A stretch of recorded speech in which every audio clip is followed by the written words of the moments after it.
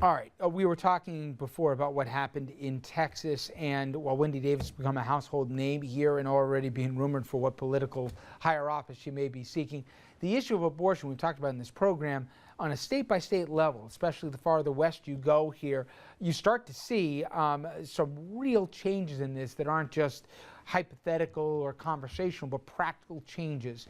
And the question then becomes, well, where are we right now with Roe v. Wade? I asked this question to you online. I want to get a couple of comments up from Facebook. And when asked if Roe v. Wade or the right to abortion is at risk in America, Jerry wrote in, the right to a legal, safe abortion is at stake. The flip side of this comes from Brandy, who says abortions are never 100%. There are a lot of risk and injuries not always reported after abortions are done. Jeannie, let me ask you.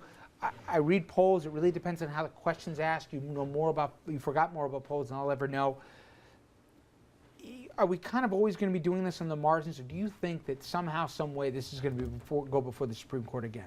You know, I think the Supreme Court at this point is going to avoid it as much as possible, but I think Americans also historically have had tried to have a pretty moderate approach to the issue of abortion. So depending on what you ask them, you know, you can look at all the General Social Service data that comes out. You know, if you ask people, if you want abortion just because you can't afford the child, many Americans will say that's not a good enough reason, but if it's a result of rape, that's a better reason, you know. So Americans take a fairly moderate view of this, and I think that they always have, and the difference is, as you mentioned, the state-by-state polls, where it is different. And I got to some of the practical consequences are in some of these states, and you've worked in some of, you can go 250 miles, 300 miles between clinics, and some decisions are being made for women regardless of what the time limits are. Some of these state laws are going to get forced to the Supreme Court. They're going to have to deal with it soon. We're going to be right back to wrap things up. Stay with us.